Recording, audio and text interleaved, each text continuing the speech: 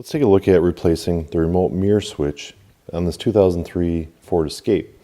So a lot of vehicles have them on the driver's side door. This particular vehicle has it here on the instrument panel, or the dash, if you will.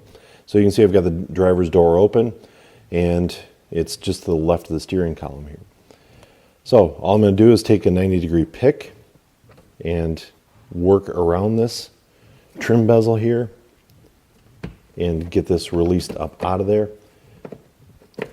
Once I get it up, you can see I have to do a little bit of twisting there, and it comes right out of the bore.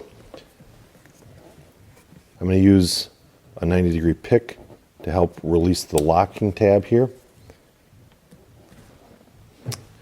So now I can take my new one, line up the connector properly, and set it into place, pop it in there, clip it down, and just like that, our remote mirror switch has been replaced. Hopefully you see just how straightforward it is to replace it on this 2003 Ford Escape.